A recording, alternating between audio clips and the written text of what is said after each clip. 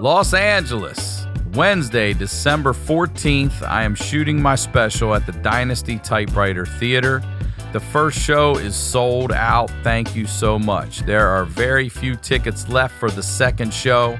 Get them now. Use code Sickler at checkout. You're going to get half off your tickets. Thank you so much. Come on out. Let's sell them both out. Have some fun. I'll be there shooting my first special. You'll be a part of it. I can't thank you all enough. Grand Rapids, Michigan. I'll be there December 9th and 10th. Get your tickets for those shows on my website at ryansickler.com. The HoneyDew with Ryan Sickler.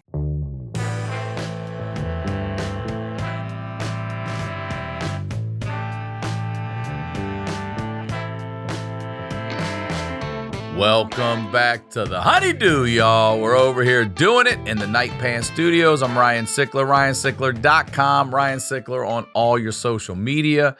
And as I always say, thank you. Thank you for your support. Thank you for the love. Thank you for the messages. It means the world. If you are watching this, please hit that damn subscribe button, y'all. Just hit it. It helps the show tremendously. And if you got to have more, then you got to check out the Patreon. I will preach it every week. It is the HoneyDew with y'all, where I'm highlighting the lowlights with y'all, and nobody's got stories like y'all. It's the wildest show on Patreon. It's $5 a month. You sign up for a year, you get over a month free, and you get the HoneyDew a day early. You get it ad-free. You get it at no additional cost, all right? If you or someone you know has that story that has to be heard, please submit it to honeydewpodcast@gmail.com, and hopefully we get to do an episode together. All right. If you guys are in town when I'm on tour, come on out and see me. Chicago, November 11th and 12th, and Grand Rapids, December 9th and 10th. Now, that's the biz. You guys know what we do over here. We highlight the lowlights. I always say these are the stories behind the storytellers. Today, very excited to have this guest here. First time on the HoneyDew, ladies and gentlemen. Please welcome Nick Simmons. Welcome to the HoneyDew, Nick. Thanks. Thank you for being here. Do I clap also? Or you can, bro. You can. Sorry. Some people clap for themselves. I'm a big fan of people clapping themselves in. I think I'm the opposite. I go, all right, settle down. I did Todd Glass's podcast years ago, and he's so all over his style, but you'll do 15 or 20 minutes, and he's like, okay, now we're going to introduce you. I'm like, wait, we're doing the introduction now? God. He's like, yeah. So he goes, and you have two choices. I heard Diaz does that too. You could sit here and you can just be introduced like this, and he used to record where there was these stairs up here, and they had a little band in there. Yeah, in the small room, like with this. And he goes, or you can be played in. And I was like, on standby? Yeah, just right here. He pays them just to They say played, it. yeah. And I was like, I can be played in right now. Man, He's that like, Tosh.0 money's really... I was like, bro, play me in, man. I did love his terrible prank show. You ever see that? Todd Glass's Todd terrible Glass prank was about show, it. and nobody laughed. And he's like, ha ha, your baby's dead, or whatever the fuck he was doing. And people were like, why would you do this? Todd Glass's terrible prank show. Well, before we get into your stories today, please promote everything you want. I literally can't, but I can. I'll go to. I'm on social. Nick T. Simmons is my Instagram. I'm pretty much on there exclusively, but I literally can't. I've been releasing stuff and doing stuff under a couple pseudonyms for the past like 4 or 5 years. Is that right? And so it's out there. I'm just not ready to be under me yet. But if you follow me, I'll eventually talk about it. But yeah, it's going really well, and I really like that nobody knows it's me. So you have something going on. It's already out and it's been happening. And it's been happening, and no one knows who the real. But it's good. Are you stand-up Batman, bro? Stand-up? No, I would never do stand. Don't worry, I'm not going to do stand-up. You can all relax. It's not happening. Okay, well, great then. Fine. But yeah, just follow me. I'll post it. I'll call you back and see if you'll have me back on at some point if you, of course, like me after today. All right. Well, first of all, thank you for being here. I recently met you. I had no idea you were even a fan or anything, and you'd even said fan. You've been to my. That's crazy. Thank you. Since the top for all of you guys, all the YMH and extended families, since like early microphone on the couch days. That's crazy, dude. That's wild to me. And you're like, I've been to your stand-up shows. I'm like, how did I miss? How tall are you? Well, I'm sitting. Yeah, but still, you get up and leave. I'm all leg. When I sit down, it's all. Bro. You're 6 what? 6? 6'8". How the fuck did I ever miss you? You know what I heard? I heard that Trump's youngest kid is my height. Isn't that the weirdest thing? Like Really? Barron, the kid, and he has like a baby face. Isn't he He's young? 6'8" already, apparently. Fuck. It's alarming because he's still got like a baby face. Yeah, child, 6'8" child. Yeah, very strange. Anyway, Well, it was great to meet you, and you know, like I don't know. I said to you before, you got to be tired of talking about your dad, but I just want to. I do want to say something about your dad. So I got to meet him because of you. Thank you very much, because that is, you know, I grew up in that era. And I got to see your dad when they put the makeup back on in Madison Square Garden. And I'm like, oh my God, I'm going to get was it 99, something like that? Yeah, right around there. I think I was It might there. have been before. Was it 99? 99, I remember there was like a Halloween show they did in makeup with Ace and Peter, I think. At Madison right Square Garden. So I think that might have been part of that tour. 311 got booed off stage. It was great. It was great. This was I was in college. This had to be 90. What festival was this? 311. It wasn't. It was just Kiss is putting the makeup back on. And 311's opening? I think they kicked the tour off in Madison Square Garden that when Probably. they first put the makeup back on. And I was like, I think I was that's really where we're young. going. I don't know if I remember. Yeah. Oh, Madison Square, I probably wasn't there. I probably So didn't we fly. drove up from Baltimore to watch. And This isn't the time you got a concussion, right? no, man, that was the Eagles. If that was my- I should have got my Okay, ass if beat that at that. was- If that was my dad's fault, I was about to feel real bad. I know that story really well. It was actually. No. It was dad's tour bus backed over you. This was a great fucking it was a great concert to see that. But he comes in and he's complimenting me, you know, and then he's asking me about my fucking writing process. Did he and run everything. street jokes by you? No street He jokes. did that to Tom. He did one. He did did it do to one, Tom. and it was great. He goes, Ryan, Was it great? what? He goes, what's 10 inches in Jewish? And I go, what? He goes, nothing. All right, that's one of the. That was good. It's not dude. as bad. It was good. He launched. I talked to Tom. I talked to Segura about this like 2 days ago, and he was like, "Yeah, dads are always just dads, huh?" Like he was like, he reminds me of my like Top Dog. He reminds me of Right. And I was like, he didn't do street jokes. He goes, he launched immediately into like 5 street jokes immediately because he thinks that's what. Tom goes, he thinks that's what I do for a living. He thinks that's. Could you imagine the if we job. walked up to him and just started singing songs or some shit? Law. Right? He's like, what the fuck are you doing? What are you doing? Listen. By the way, I think they have, but like that's a certain generation's idea of stand up. They think, hey, she's a broad, she's a dame, knock knock. You know, it's take my dice wife, stuff, please. yeah. Shit too.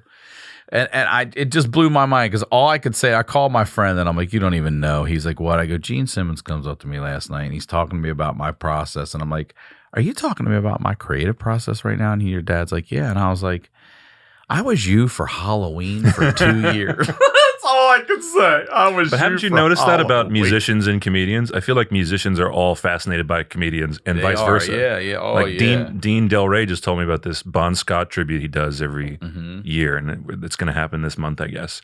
They're all like it's this weird cross genre looking over the fence at each other admiration thing that I've noticed. Like every musician I know is like a massive, loves Burr and all these guys. Well, I love hearing like the musicians are out on the road listening to, because I get it. You're tired of music, so you're over here listening to comedians. I'm tired of listening to comedians. I'm over here listening to music. All my friends who are in studio, like my sister is a top liner. She writes for herself, but she also writes for other people. She writes like pop songs for people because pop stars can't write for shit. And so she says like, after a long day at the studio, you want to listen to like maybe classical or talk. Like you don't want to hear like yet another chorus verse. Right. It's just your brain gets fried. So for an afternoon, and I find the same thing when I was jamming around town, you get burnt a little bit. And I find comedians too, like they're like, I don't want to watch my friend's set. I had to go because I don't want to like poach material or I don't want to like get influenced. And it gives me anxiety because I remember what bombing's like if they don't do well. There's a weird, yeah. And I know a lot of musicians are like, I could never do that about comedy because there's no backup. There's no like bassist. If you fuck up, there's no bassist kind of carrying the tune. It's just you and your mouth. Yeah. Terrifying. I don't mind public speaking. I couldn't do stand up. That's horrifying to me. Yeah. As big of a fan as you are, you don't think you could. I'm content being a fan. Yeah. Totally content. I don't want to do it. I like hearing that, to be honest with you. Everyone in LA wants to do the thing. I could do that. No, you fucking can't. Stop. You could do it bad. Yeah. Everyone can do everyone can do a shit job. Do it. Yeah. All right. So let's talk about you because, I was thinking about this. Have you ever considered the amount of loads your father has shot out of his dick and the billions of sperm that must have gone. I expected this. I expected this from Christina, not from you. You turned into I expected. You turned into a human. See, I expected this. Your odds are. Listen. Your dad fucked way more than my dad. I feel like Segura is about to pop in and say, "I've been punked." This is clear YMH vibes. What's coming out of your mouth right now? I have thought about it. Like Jesus Christ. The odds of you turning into life, hey, listen, are way less than a regular person. You don't know that. Dad's just on record as talking about it. Every other dad could be in Cabo. Really, I mean, maybe there's a couple other dudes. It still counts if they're not like hot enough to brag about. It still counts. If he didn't tell you the story, he still did it. You don't know. It's a lot of loads, I got to imagine. It's a That's lot cool. You should of keep, loads. keep saying that. That's cool. Keep saying it over and over again. It's fine. It's already saying it once. It's the same as saying it twice. The odds are billions. Billions. I mean, I think each load is like trillions. So I mean, technically, man. It's quintillions. And you made it out here on this rock in outer space. How about that? I know. Good for you. I beat man. the Nobel Prize guy. Crazy odds. Your odds are crazy. Yeah. Okay. Okay, Thanks. so I didn't do the swimming. Like it was a pretty autopilot. I know he shot it, but still, You missed your opportunity at a love gun joke there, and I'm really disappointed. I'm disappointed. Shooting. What if your dad makes us take this out? No, that'd be hilarious. Well, he can't. And yeah, All right, I wrote an article once for Vice called "My Dad's Full of Shit." He can't. Yeah, he didn't take that down, so I think he'll be fine. He didn't. No, I'll go for it. Was a loving Father's Day article Yeah. at the end. It was just a funny title. All right, you're born into this life. Your dad's Gene Simmons, your mom Shannon Tweed. Your sister's older or younger? Younger, 3 years younger. And it's just the two of you. Yep.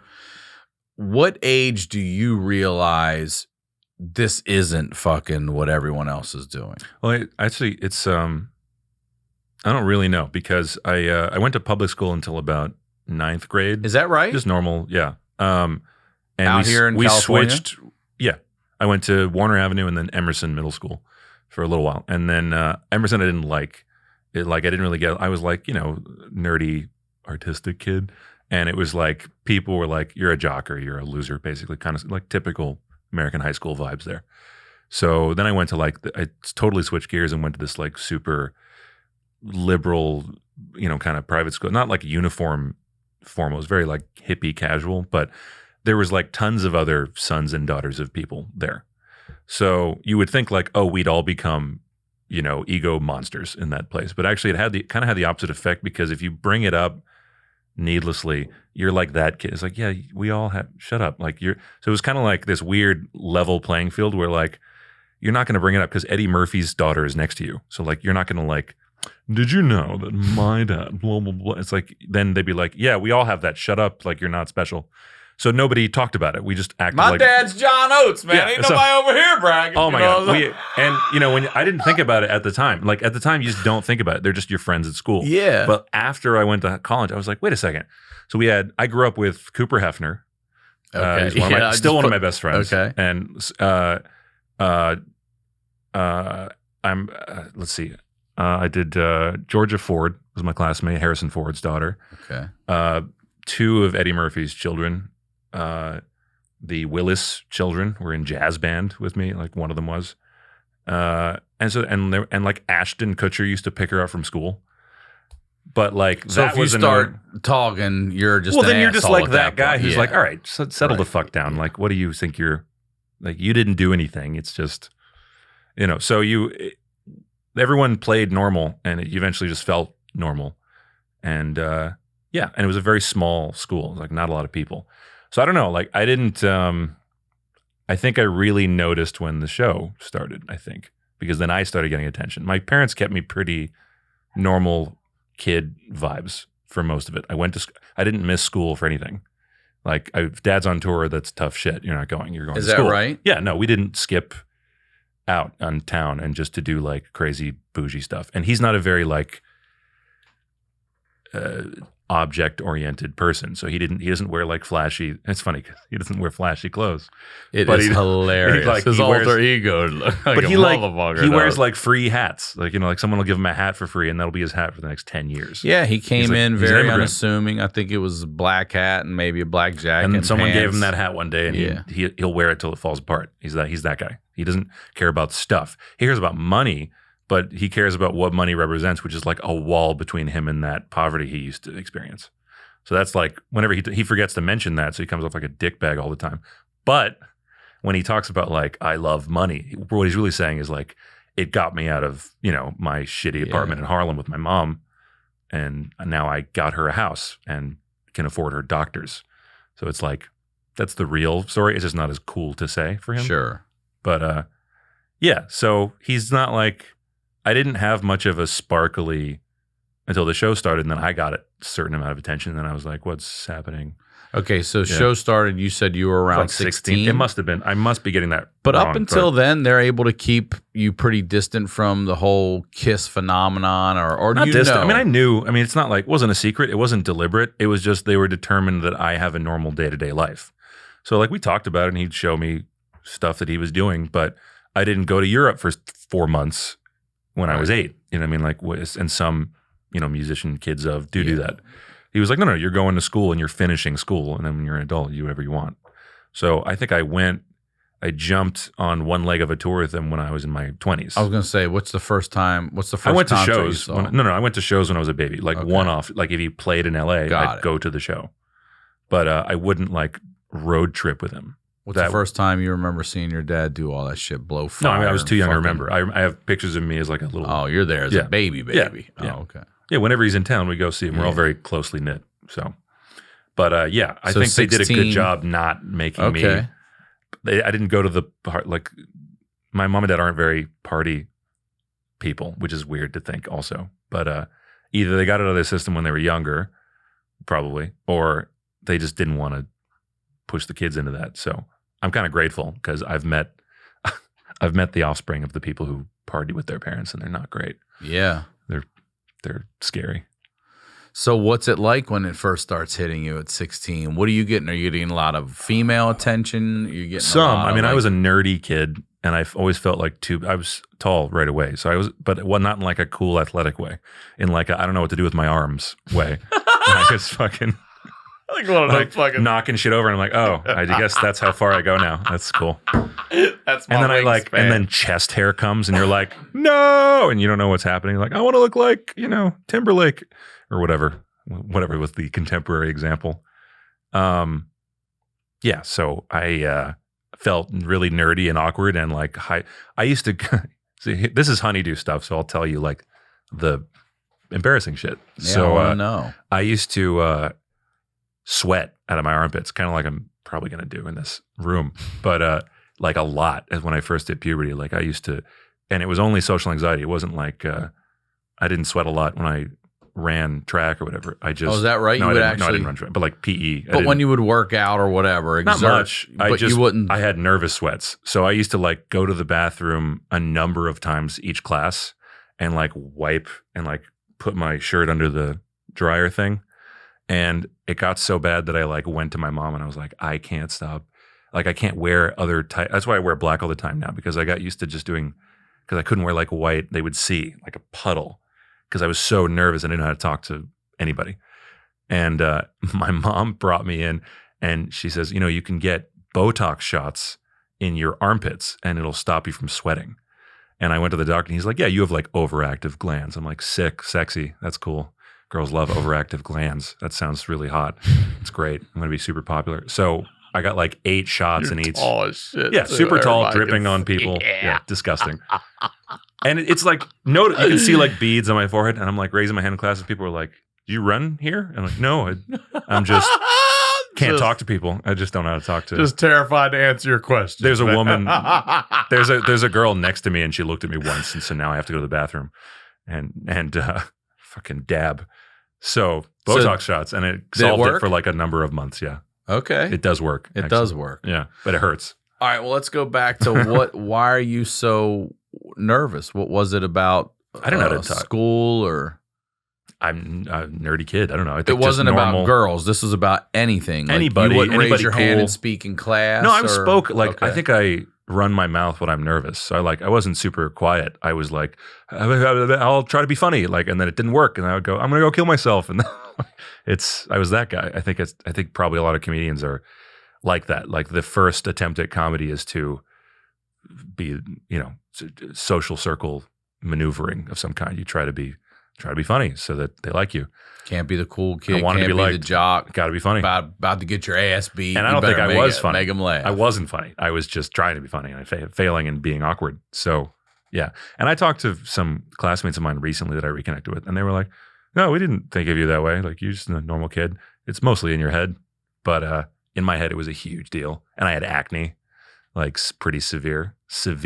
Right before the show, I think I went on Accutane, like the year before the show offered us a show. Lucky timing."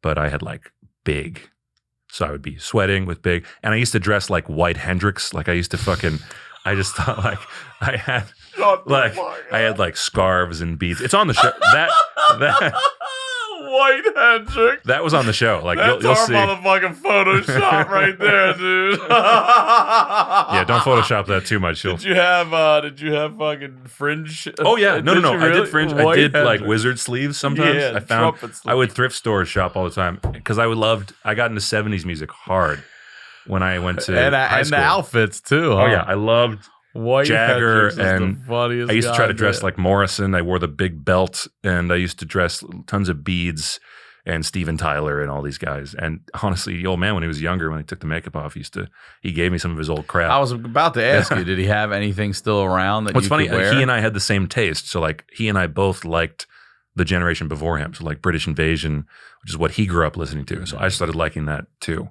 So he was like, "Oh, you got to see this. You got to see this." That's some of the bonding. But I just used to dress insane. I wish I went to a school with a uniform. It would have saved me some interesting photos back then. Hilarious.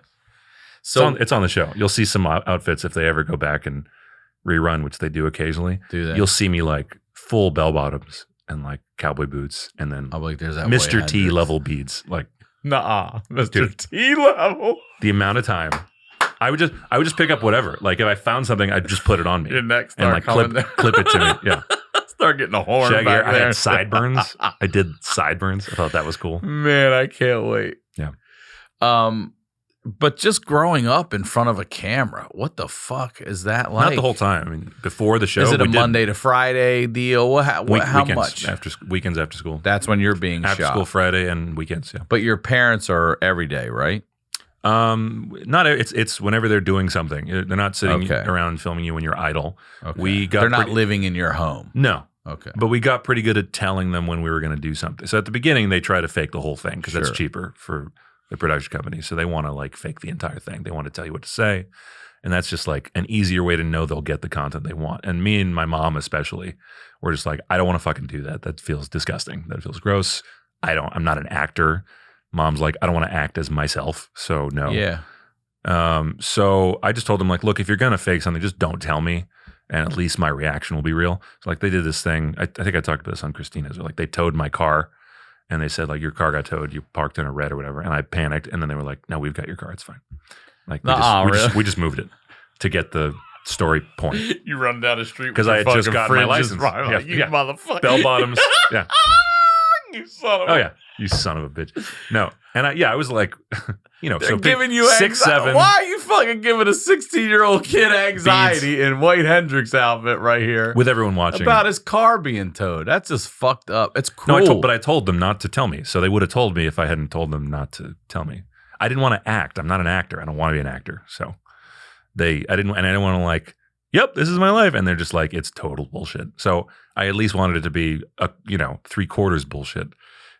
It was like, rooted in truth, at least. at I least hear ya. what I'm doing is real. Sure. Like I'm reacting the way I'm reacting for Right. real. At least I'm not like, pretend you're scared. Oh, no, like, my car is towed. no, I was like, I'll take the weird moments of fear as long as I don't have to pretend that I'm living this lie. So yeah, it was an interesting thought process for a teenager to go through, considering as a teenager, you're already kind of putting masks on and trying them on.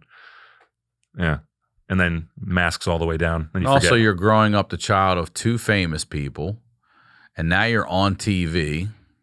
Yeah, it was interesting. What, looking back on it, what would you say is the biggest challenge of growing up literally in front of the camera?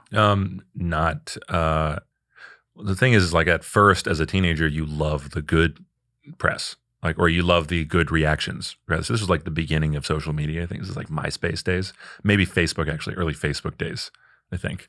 I graduated in 2007 high school. That's got to be like Facebook days. Anyway, you see people, your Facebook blows up and you kind of go, oh. And then you're like, now you're a public profile. You're not just like, here's my friends and family. And then you kind of go, and I don't think there was a template for this yet. I don't think the verified badge existed yet. I didn't think this whole ecosystem really existed yet. So I was just like, oh, they love me. And then people are calling me cute. And they like, girls are calling me cute and older women, which was alarming. I wanted to ask about that because you're underage too at the time. Yeah. But I was tall and had, this super inappropriate older parent that was always on record being super inappropriate, not with me, but in general, his vibe. So yeah, I got some interesting, but again, it's like, they say, don't Google yourself, read your YouTube comments, because if you take the good ones seriously, then you got to take the bad ones seriously.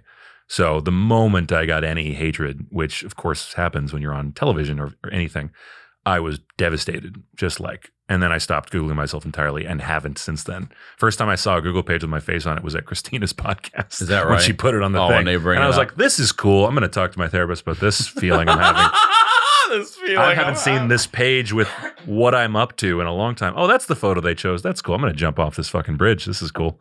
The worst Glad ones and shit. Oh, it's always like, Nick Simmons was a thing on this. And they show you a photo like, and you're kind of like, that's the one? The algorithm was like, that's the one. Here's a question I'd like to ask you because you're perfect for this.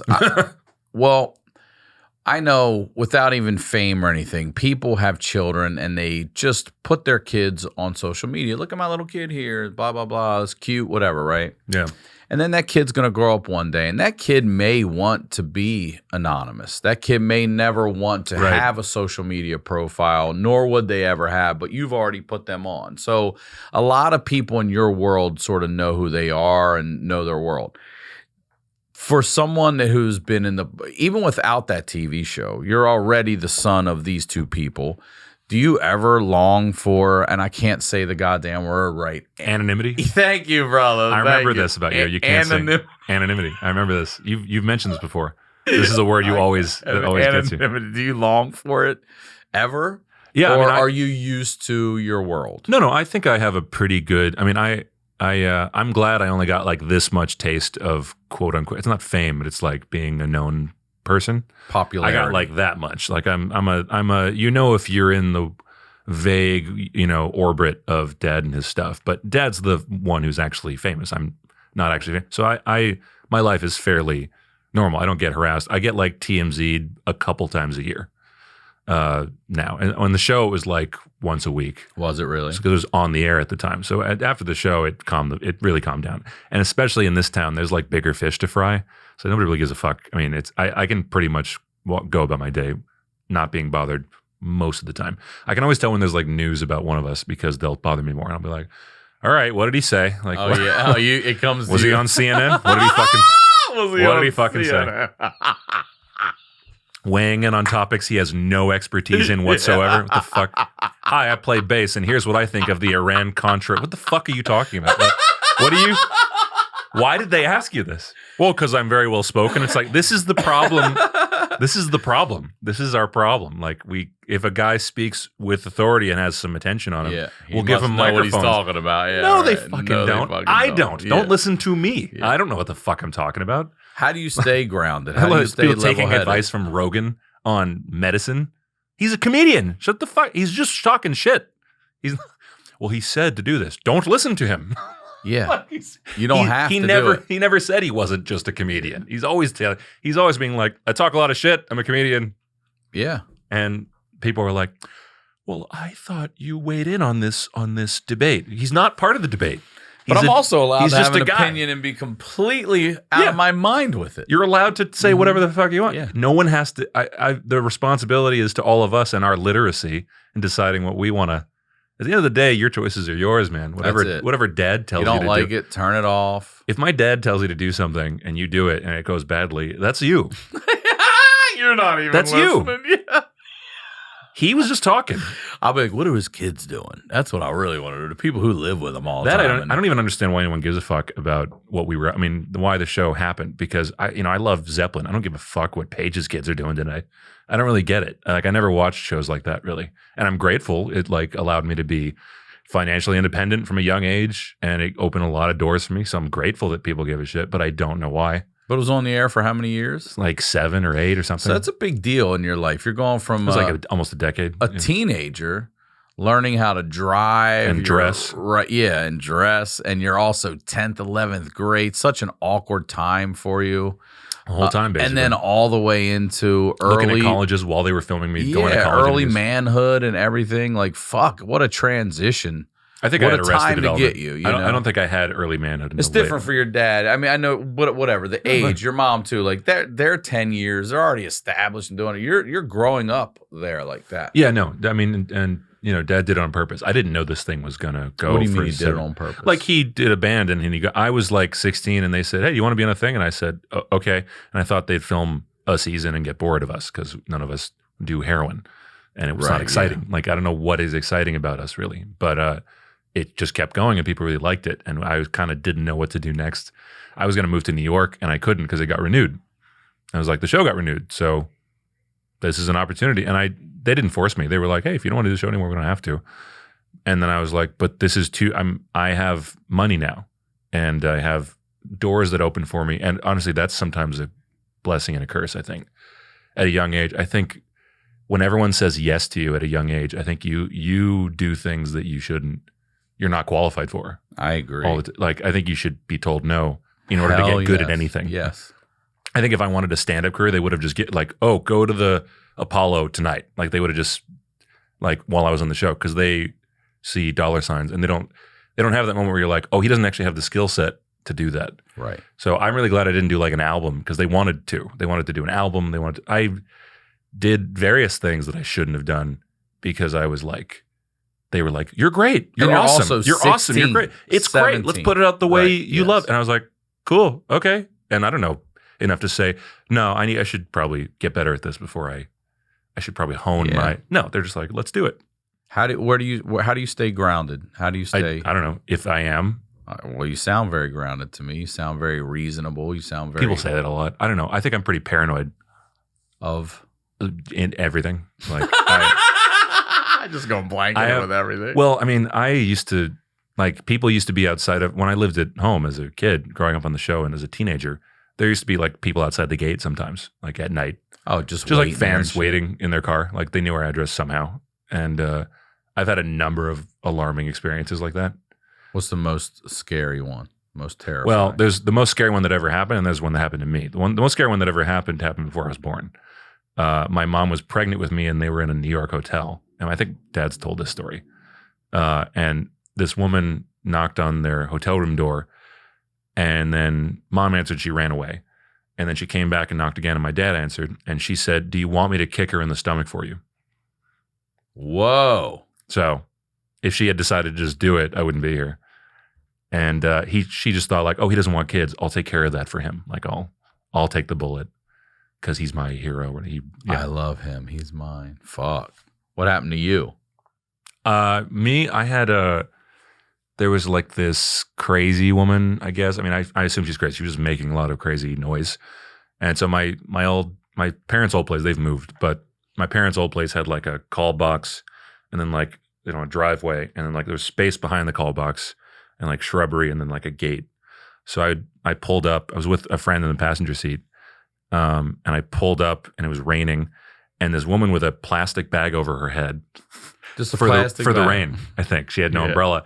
She ran up to as I was kind of about to roll it down to like punch in the code. She ran up to the window and kind of like slammed on the window like this, and then went like this, and was like, yeah, and I was like, and and it was raining, and it was like a horror movie. And my friend in the passenger seat was like, Jesus Christ. And he fuck that. And she didn't go away. She was like really trying to like come out here. And I don't know if she meant me any harm, but she was clearly like, the way she was yelling was a little unhinged. So either it was fanism or it was like mental illness. And so she only went away. I typed 911 into my phone and showed it to her. And so she was like, oh, no. It's like, didn't even occur to her that I was disturbed, even though I was screaming. And then she jumped back in her car, and I did fight or flight thing. So I was scared, and then I was angry. So I floored it and like followed her car, and I made my friend write down the license number. And that was like his second time hanging out with me. Nuh-uh. He's like, fuck. He's one of my best friends to this day. And he's like, that was my crash course on you. And I'm like, I'm amazed you're still here, man. Damn. So I've had a couple. That was like the scariest one. But I just had people like, I'm going to school, and then they're there, and there's like somebody with their kids with cameras. And again, like, we're not even that. I can't imagine what like Tom Cruise's daily life is like, because I'm this big. His cultural footprint and his fame is, I have like a teeny tiny little corner of the media world that I was in for a second. Can you imagine what it's like to be like famous? I don't want it. Like, that's why they have like these guys walk around with bodyguards and stuff. It's just like, Does your dad have a bodyguard? No. Never? I mean, yes. Tons. They're always hiding in the bushes. I really shouldn't. They got a kiss. I really shouldn't say he does. Yeah, he's fine. Go kill him. No, but he's not like as vigilant, because I think in the day, I think he did. In the day, I think he was surrounded by staff. And I think you do that when it's like a lot of young people all at once just discovered you and are trying to get at you. So anyway, so I just like caught that was all for him. That wasn't for me. You know what I mean? The crazy people at the gate. Right, sure. So I live a pretty normal life. Like, I know. And I like my privacy now. So that's my paranoia. There is nothing quite like the smell of fresh baked bread coming out of the oven, especially on a chilly morning during the holidays. This is not a dream, my friend. This can all be yours, courtesy of Wildgrain. Wildgrain is the first baked from frozen box for artisanal bread, so you'll always have crowd-pleasing bread, rolls, pastries, pastas, and more right in your freezer. Wildgrain uses only clean ingredients and utilizes a slow sourdough fermentation process that's healthier for you and tastes better than anything you can find in a grocery store. Every item bakes from frozen in 25 minutes or less.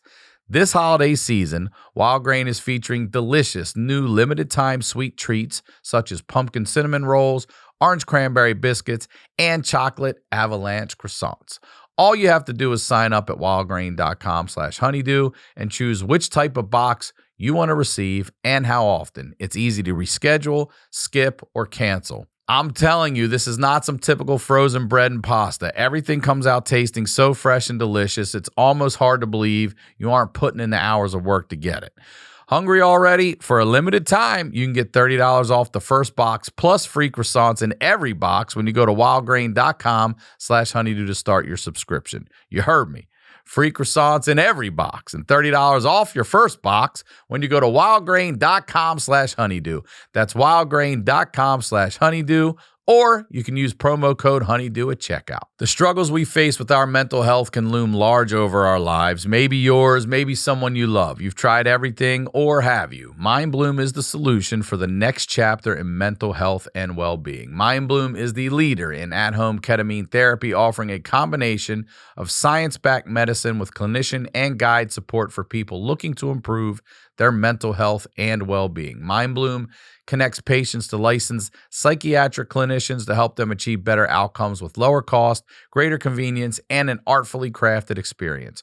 To begin, you take Mindbloom's online assessment. Mindbloom will send you a kit in the mail complete with medicine, treatment materials, and tips for getting the most out of your experience. After only 2 sessions, 85% of Mindbloom clients reported improvements in depression and 85% reported improvements in anxiety. It is time to enter the next chapter in mental health and well-being.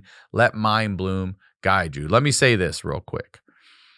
I'm about to start week 5 of this. I took it for anxiety, and I'm telling you, it is working for me. That's what I'll say. If you're looking for something different, it's working for me. A friend of mine also took it. She's already starting to get off of her anti-anxiety meds. So it's been a wild experience. It's been super deep, interesting. You should be ready to deal with, some shit. Whenever you're working on your trauma, you got to think about your shit. And it's been absolutely life-changing For real. All right. So right now, Mindbloom is offering my listeners $100 off your first 6-session program when you sign up at mindbloom.com/honeydew and you use the promo code honeydew at checkout. You go to mindbloom.com/honeydew, promo code honeydew for $100 off your first 6-session program today. That's mindbloom.com/honeydew, promo code honeydew. Now, let's get back to the do. Tell me about, you said during the series, your parents almost split. Oh, yeah. And it was real. Like, This was the part that everyone thinks we faked, ironically, which is the most real season of them all. So tell me about it. I touched on this a little with Christina, but this was the story I was saving for you. Thank you. Because it was probably the worst year probably ever. And funny to look back on, which is your brand. That's it, bro. That's it. Can I just pause and say that I actually like HoneyDew and I don't get the hate? Yeah, you can. I like fruit cups and I think it's fine. What's the hate? What is this a thing that people hate? It's not. Everybody hates it. I've explained it. So Right. it's. I don't think it's a hate. People leave it behind. It's just a. Right. People just don't. They eat the blueberries and they leave it. Yeah, strawberries, blueberries. Was this a bit that you were doing? How did it? It all came about from me sitting in a diner one night. I eat the fruit cup. I even eat the shitty red grape. I like green grapes, but I ate the fucking red one. You don't like red grapes? No, I don't care for them, but I ate them. And I leave the honeydew just because I just don't fuck with it. It's just like, it's never been like, yeah, I like cantaloupe. It doesn't even have the bite of cantaloupe. I like it more than cantaloupe. Okay. And as I leave, I see it everywhere on the tables, and I'm like, it's interesting. It's a perfectly good fruit that most people leave behind, toss aside, and then that's when it dawned on me that that's what I am in life. I will say, fair enough. Like that's not what you are in life. That's what I am in life. People have thrown me away so many fucking times. I don't think anyone who has a logo on the wall and over again. I turned that fucking frown upside down, bro. Right. That's right. I leaned into that shit. How do you think the rest of us do it? But people are like, "Oh, wrap bacon around them." If you got to wrap bacon around anything, wait, wrap bacon around honeydew? Yeah, people tell me this is some southern shit. I don't know. People hit me up like, "If you do this with it," I'm like, "Well, if you wrap bacon around anything, almost wrap bacon around my hand, I'll probably take a bite of it. Eat my finger." Okay, sorry, I didn't mean to digress. It's all good. So I was like thinking about, it's like this food that's the meme is, and I was like, I ate it this morning. Anyway, it's funny. I had a whole fruit cup and no honeydew, and I had strawberries. I don't even like raspberries. They took notes. I don't like raspberries. I don't like the pea in that motherfucker. I don't like the fruit. I saw like real. I don't like that pea in there. I saw like real rage in your eyes. Like it was like a real resentment for that pea and raspberries. Get the fuck out of here. You were like, get the. Anybody that pronounces the pea and raspberries. I saw like nom flashbacks in your eyes. You a lunatic. Fucking raspberries. June 7th, 1991. I'll never forget. 91. That pea and raspberries. That's right. Me. I bet you I was days away from graduating high fucking school. Raspberry. Anyway. I was. Stupid. Yeah, see, that's what it'd be like if I tried stand-up. Fucking Seinfeld shit like that. So anyway, the show, what was I talking about? Oh, yeah, the parents. Oh, yeah. Oh, the biggest thing that happened to me. So so dad had this image of like being a kind of, a degenerate kind of groupie hound. But the whole time he was like on record being that dude, at home he was not like that, and he was on the show being super wholesome dad guy. And the part that nobody gets is that he really was a good dad and is. Like he's very attentive, very affectionate, very present, even like as much as he's on tour, when he's home. And we would call him all the time. So it was like there was this whole vibe of like my parents were perfect. Like I just hit the jackpot. There is like most people I knew had some trouble at home of some kind because that's normal. And I was just the one that didn't. Like I had friends from every stripes, every economic background, and the sons and daughters of people had the family shit. And like my best friend growing up was our housekeeper's name is Millie, and she also we call her like house manager because she also like babysat us and like hung out. Well, she was just like she was the second mom. Mm-hmm. She raised me basically. And her son Walter was like my best friend growing up. So I'd stay over at her house like every other night. And even I saw them. She had problems with the dad. Everyone had something. And so I was like, wow, I'm just the rare exception to the rule. Also, my parents don't fight. They don't like nothing. It was just And they're in the Pleasantville. entertainment industry, which is a hard thing to pull off, too. Yeah. 2 people in it, not just one person in Well, it. because it married. attracts fucking insane people. Yeah. So, and makes people insane. So, yeah. So I was just like, wow, what a jackpot. Not only is my life so nice, but my parents get along. My family all gets along. No one calls each other names. No one says, you bitch, or like never. Like our disagreements, we would talk it out and they would be rare. And it's like, Dad was always like, hey, what can we complain about? Another day above ground. Life's good. It was nonstop, like, okay. My biggest drama ever was like, you hit your sister when you were 5 and now you're grounded. Just like nothing bad ever happened to us. And then it turns out not only was he philandering, he had been doing it since like after my sister was born up until that point. Which is what year was your sister? Oh shit, math. Math on a microphone. 90. So in the 90s. She's 30. So that year. And So I have math anxiety. Couple decades. Do you ever have watch anxiety, like math or watching? When you have to I can do math tell the perfectly time? good, but if someone's watching me do it, I turn into an 8th grader who hasn't learned his times tables yet. Yeah, exactly. I go, what time is it? I go, it's the and I just kind of, and then when they walk away, I go, I got it. Where are you? It's 5 minutes. And they're like, later, dude, it's telling motherfucker. time. You should have been able to do that instantly. I go, but you were looking, and so anyway, that's what just happened. So she's 30, I'm 33, and So for so 20 years, Yeah. more. like, He's, and only on like, as far as I know, tour. It was like they were throwing themselves at him or whatever, and he was saying yes. and how did this all come out? I think Mom discovered like emails or something, or like arrangements or something. She, somebody reached out to her, like some woman with a bone to pick, I think reached out to her. I didn't go into the details because I didn't want to know. Like I didn't really want to Okay. know about his whole shtick, and I was well into never Googling us. So, I think Mom took me aside and like, all right, so here's what's going on. And she's a tough, so she took me aside like that. She's like, all right, so listen, with that tone of voice. And I was like, cool, we're going to go to the movies. Your dad's cheating me. And I kind of record scratch moment. And the shows just got renewed and we're about to do another season. So I was like, what do we do? And we go, oh, let's meet with a producer. And producer is a guy named Adam. He's really nice to us. He was like a pal. He wasn't like shady Hollywood producer. We were lucky enough to we liked the people that produced the show. So they weren't like assholes. And he was like, yeah, if you don't want to address it on the show, we won't address it. And my mom just stood up and just said like, fuck that. I want to address all of it. Let's go. She goes, if TMZ is going to get this, I want to put it out myself. Like, I'd rather nobody get the money from my scoop. Like, I'd rather just air my dirty laundry on my own terms and not let somebody else, expose me. I'll fucking expose me.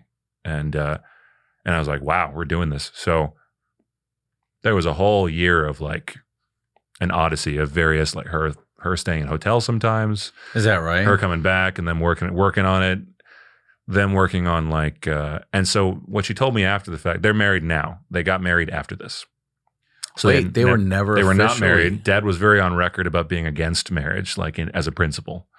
He was like, it's silly. You shouldn't invite lawyers into this. Like, it's none of their business what you do. Every day should be a choice. Really, he was like trying to have one foot out the door kind of thing. That was like mostly what it was about, probably. He made some good arguments, but, I do think there's something to be said about like, why are you inviting lawyers into your life, into your relationships? There is something there. But, his real motivation was like, he never pictured himself in this situation. I was definitely an accident. I always... Is that right? Definitely. Oh, for sure. we talk openly about it. Yeah. Oh, I didn't know that. Easily, it's a running joke at Christmas. I always sing "I'm Your Favorite Mistake" to him. I'm your favorite mistake, and he goes, "Stop it!" I go, I'm your favorite mistake. How are you a He hates it. mistake? Because he wasn't trying to have kids. He just was irresponsible. You're just And having fun with your mom, and that's great. That's a cool way to say it. And I could have said it way worse. Sick, bro. awesome. I could have said it. more therapy. So the cool way to do that. So he was mom's very she was like, oh yeah, he didn't want kids at all. And then he found out you were a boy and he was like, oh, interesting, a mini me. And then he was kind of on board after that. What about your sister? Was that She was on planned purpose. and- Once okay. she had one kid, he was like, yeah, let's do it again. Yeah. Okay, Like he all was right, stoked all right. on being a dad. But he didn't know he wanted that. He was very like, I'm a nomad, I'm a Rolling Stone. I don't really. So your mom forced him to own up because she had no, found she didn't. something. She did this thing where she's like, look, I'm ready. I'm having a baby. You can be as involved as you want. No, I have I'm money. sorry. Yeah. I mean the cheating. Oh, sorry. Yeah. So and he admitted it. He came clean, and they really Immediately. worked And on it. it's funny is like it's hard to be mad at him because for all his, he has got a big personality and ego. He does this thing which I think was probably a good example on me as a kid, where he like when he knows he's wrong, he'll say it. So he'll go like, he'll say like, I stand corrected when you prove him wrong about something he just talked about. And I go like, that's fairly big of somebody to, because nobody does that. Like nobody's like, you're right. Everyone goes like, well, it's the way you said it. Like they'll just, fight. He'll immediately go like, oh, never mind. I was wrong. So when we found out, he's like, yep, I was being an asshole. Like he just, he didn't fight really us. He talked to you about it? I think there were some heated discussions between them, but when he talked to me about it, he's like, yep, men are idiots. I'm being an idiot, or your mom deserves better than this. And I was just like, I really wish you were meaner about this so I could yell at you, but I can't because you're saying what I want to say. So I just kind of like felt kind of impotent, kind of powerless to do anything because he was like, he knew. And he was like, yeah, I was being an idiot. And what did that do to you? I numbed it out. I think after the fact, I did a lot of work on it. But I think at the time, I was just like, avoid, out of sight, out of mind, try not to think about it. Be there for mom as much as I can, but I don't want to hear details. I want to be numb. I don't want to look at it. I don't want to see it. Never gave an opinion. I didn't watch the show. Like I still haven't seen. I've seen maybe 2 or 3 episodes of the show to this day because I probably won't watch this because it's like just listening to your own voice recorded.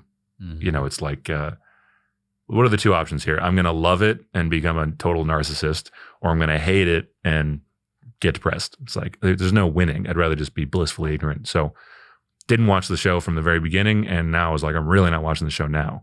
And is that also because there's more conversation about this stuff between your mom and dad to camera, to each other that you're privy to? Oh, yeah. And I was there, and there's a lot of like, and this stuff that happened, obviously they didn't get everything. There's a lot of real shit behind the scenes. But yeah, my mom was very adamant. She's like, if I'm going to be in the press for this, I want to do it.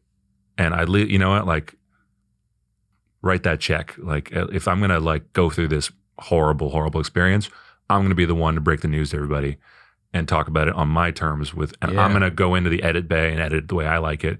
And Dad was like, sure, okay. Sure, fine. And then the real culmination of the story is my mom kind of gave him this, it's kind of like the opposite of an ultimatum. She kind of said like, look, I still love you. We have kids together. The kids are grown, so we could separate and it would probably be fine. So she goes basically like, all I want to do is like punish you for what you did. I really am angry. And it like, so marry me. Well, I'm getting to that. So she's like, she's like, I hate that you didn't tell me. Mostly I hate you for the lying because it wasn't like he was having other families and relationships, right? It was groupie behavior. So she's like, it's not that I don't get what you're getting out of this. It's validation and hooking up and it's guy shit. I just wish you hadn't lied to me about it. If that's what you wanted, you should have just told me. You don't think people have wanted to date me over the years? Like I could have been out there. Yeah. She's like, I could have been out there. All due respect and finding my gorgeous. situation. Yeah, sure. She's like, and I still could. So you're like, the lie was disrespectful on a number of levels because she's like, I could have been, you're just keeping me here at home while you're having fun. I could have been having fun. I could have met somebody. And like, you just wasted my time. So she said, but here's the thing. I still love you. And that's not going away no matter how mad I am at you for this. So here's the deal. The deal is we separate and I don't talk bad about you in the press. I'm not going to sue you. I'm not going to take half your shit. I'm good. I have money. I'm going to be fine. And we'll go, the press asks, we'll be like, no, we're friends. Everything's fine. And we'll just give them nothing to talk about. And I'm not going to badmouth you and your empire is secure. Or you can knuckle down and marry me and do it for real this time. And then I get all your passwords. And to everything you own, email and phone and everything. And I get to check whenever I feel like it. And so, and she was like, I was like, why didn't you want to like actually get your revenge? And she goes, if I had threatened him with anything and he stayed, I would have never known why he stayed. Was it fear of consequences, or was it because he actually loved me? Right. Never would have. I had That's to take. great. She had to take the consequences off the table if she really wanted to know how he felt. She goes, "Here's a free pass. Go be groupie guy. We'll be friends. We'll hang out. We're gonna have a great relationship. It'll be fine. No consequences to you. Or you can marry me. Which one do you actually want? Because I don't want you to feel trapped here. That's not fun for me. I don't want you to be here because if I don't, she'll do this and that and the other." Make a real choice in a vacuum. And I want to see what you actually want to do. So then he proposed. And he proposed on the air. The producers were like, it was on the beach or something, which is his least favorite fucking place. His stupid hair is blowing in the wind. He's got like this open collar, and he's wearing like cowboy boots. And he's like, I fucking hate this. He hates wind because it like messes up his hair. He's just, and he gets on one knee and he goes like, oh my God. And he's just like, and it's like the silliest looking proposal ever. And they just did like telescopic lens from shore. They didn't like, and they had mics on. So they filmed the whole thing. And he's been, as far as we know, pretty much great since then. That was like 2011, I think, October. Okay, so over 10 years. Yeah. How did your mom build trust back up again? Did she go out on the road with him for a little bit, or she was like, no, if you're going to be a horrible person, you're just going to be a horrible person? No, but she's like, I don't know, trust. You fucking let me verify whenever I feel like it. And he's like, sure, fine, good, great. Did you ever see him cry? You ever see your father cry? Yeah, mostly at sad movies. When it comes to real shit, he goes inward. Even during that, you never quiet. saw tears? I think I saw him fighting back mistiness. I saw mom cry a number of times. Yeah. But she's like this tough. She gets the cry over with. She's one of these, but she goes like, okay, I'm good. And she just she gets it out real quick, and then she just moves the fuck on and goes right to anger. And she's like, they're both like on their own from a young age. So they were just like, she was a child of like, I think 8 siblings. And she just like moved to the US at like 14. From she where? opened Newfoundland, Canada. Okay. She was like a beauty queen in Canada for a while. She was like a Miss Ottawa. And then she moved to the States. She's like, peace, I'm out. Started a bar before she was old enough to drink. Really? Yeah, fake ID and shit. Shannon's Bar. And then, and then Hef. And then they met on the front porch of the mansion at a party. Your dad, that's where your dad and mom met? Yeah. And again, people always see this and they're like, how did you not see this coming? It's like, you weren't there. Dude, you didn't see this guy. He is a really good father and like very devoted kind of guy. I did knock over, I think. That's okay. He's like a devoted, like papa kind of guy. So when you experience him 90% of the time that way, and then you see him in interviews acting a fool, you go, oh, that's the job. Like he's acting a fool and that's the game and it's a character. And it is, but he's, famous since you're 25, you believe your character after a while and you kind of like the attention. And because you he's get acting. Like, he's done so many different My mom's things not an idiot. too. She's like, she's like, I know what you guys get out of this. She's like, I know what groupies does it makes you feel like you're a god or something. Like how many times have groupies fucked over like really powerful people? And by fucked over, I mean their decision making fucked them over. Like Schwarzenegger and all these people, like you feel like you're king of the world when people desire you, right? So it's not like she didn't get it. Her thing that made her not just leave, I think, was he didn't have another like another girlfriend in another house, just some with another family. It was just, he was getting his validation kicks and it still really hurt her. I'm not trying to minimize that, but I think that was even the reason she was even open to talking about that he didn't love someone else. He didn't. Probably He really crushed didn't. her. He truly loved did. Someone else. He had nothing resembling their relationship anywhere else. And I'm sure we've all heard of these guys who have done that. They have like the house down the street. The kids down the I've street. had people come on here and tell me they had a whole nother family somewhere else. I think that would have been absolutely. And she thought this was a deal breaker. But yeah, the ultimatum was the thing, which I've never heard of someone do before, where they go, no, you're going to be fine. Either way, you'll be fine. Now choose. So I thought it was kind of cool of her and more patience than I would have had probably in that situation. I was just about to ask you, like, did you ever have a one-on-one with your dad about this stuff? A number of times, yeah. I mean, he says the same things all the time. He's like, men are children, we're idiots. Like we chase this dream, we're morons. He says like men shouldn't be considered adults until they're 45. Like he always says shit like that. And I'm kind of going like, yeah, kind of. A little bit. A lot of us, especially in Hollywood, I think I had a number of like missed development landmarks because of the show, probably. Like what? I don't think I grew up really until like 29, 28, probably. Because I always felt like a kid. I just never really felt fully developed. And I think my judgment wasn't very good. Like wasn't as good as it should have been at like 25. Yeah. Just various things. I was like, I definitely still felt like a teenager.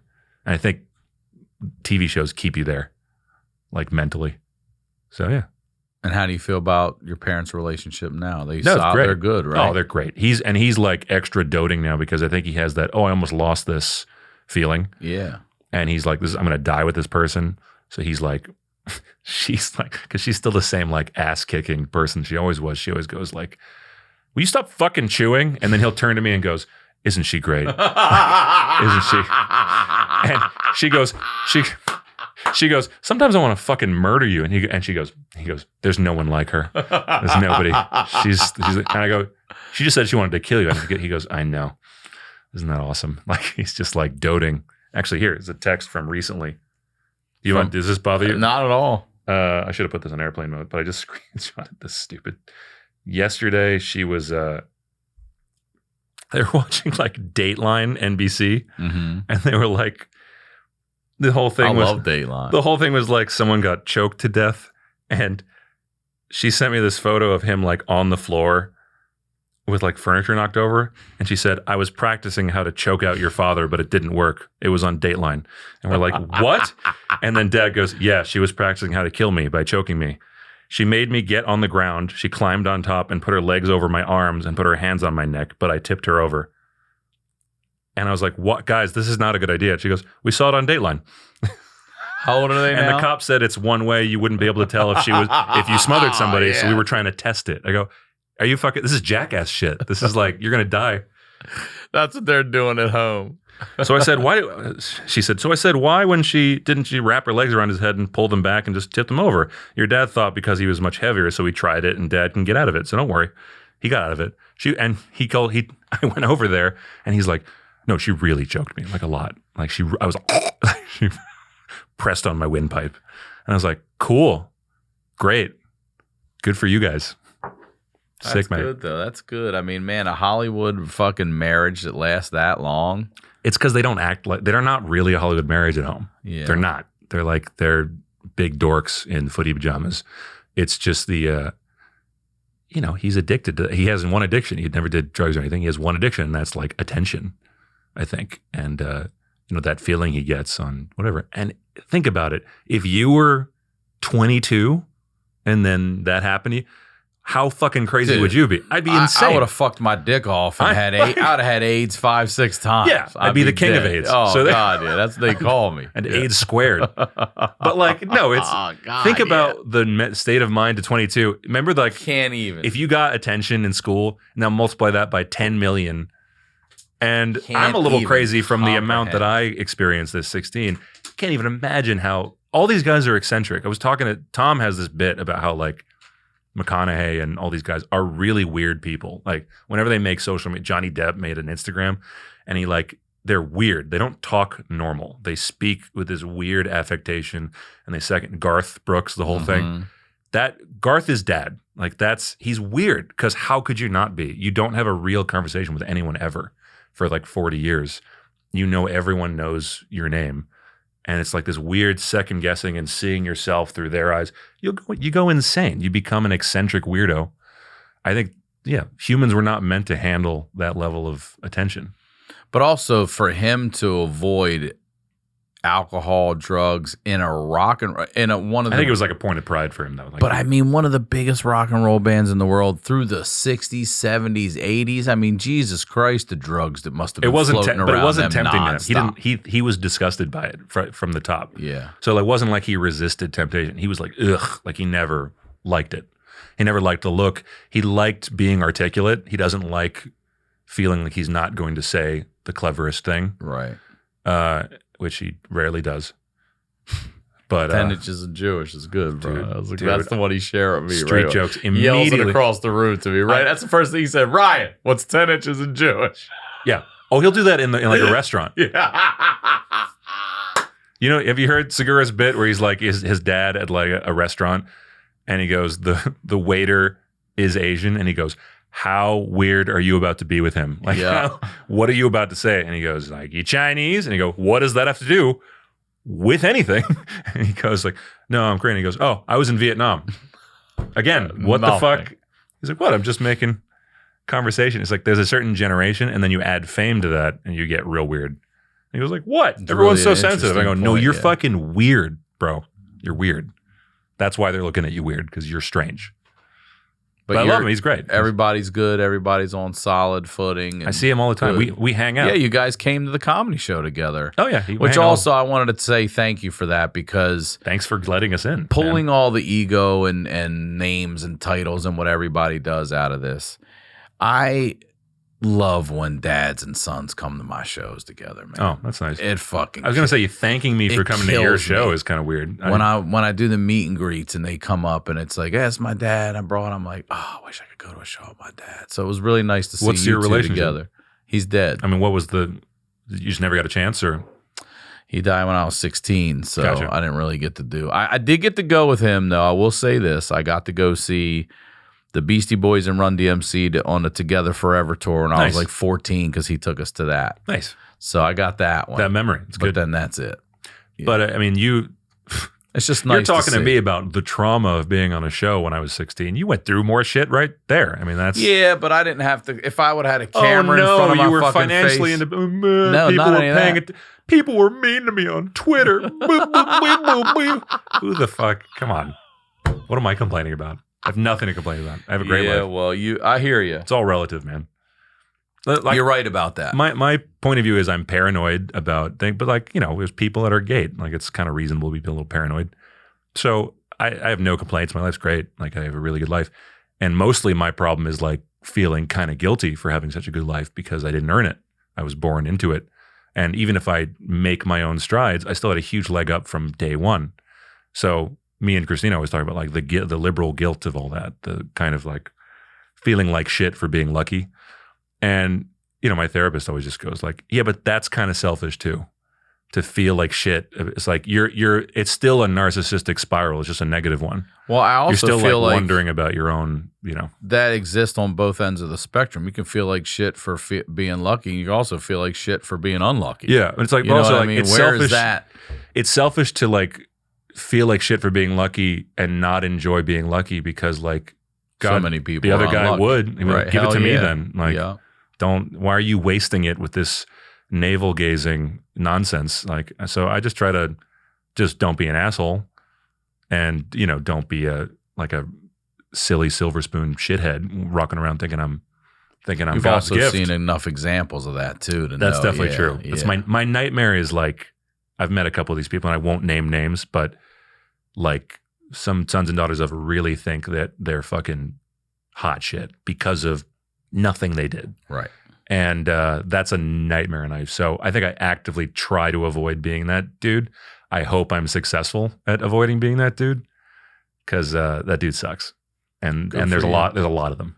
All right. This is your first time here. And I told you before we started at the end, I was going to ask you advice you give to your 16-year-old self. So Oh man, I'm sorry I ramble. I feel like I rambled too much. you didn't ramble. This is what you're supposed to do. It's your episode. Can you imagine if I just talked the whole time? What fucking kind of episode would Well, that you're a be? professional talker, probably more Professional cohesive. talker. Yeah. I am a professional talker. Yeah. No one's ever said that.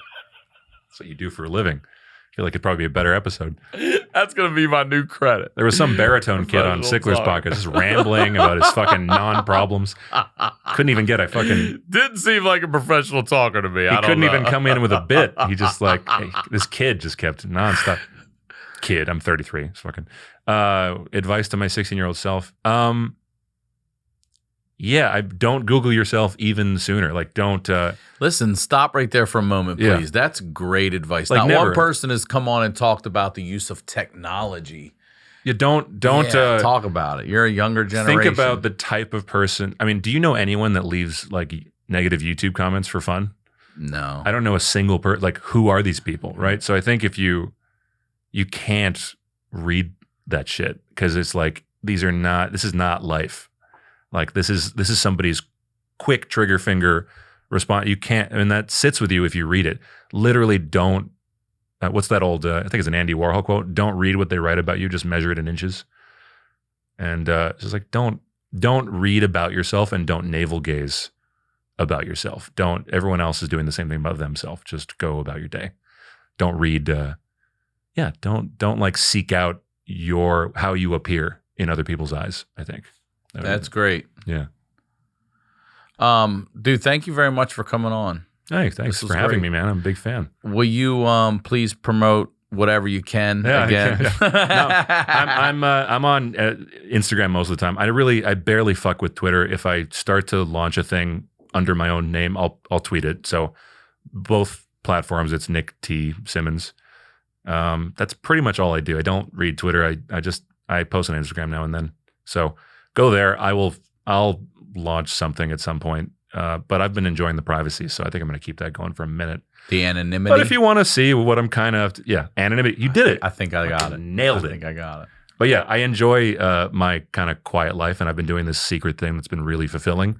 So I'm going to keep that going for a little while. But if I decide to release it, it'll be on there. So great. Or I'll try to come back here if you'll have me. Please, I will for sure. Yeah. Thank you, dude. Thank you for Thanks, coming. man.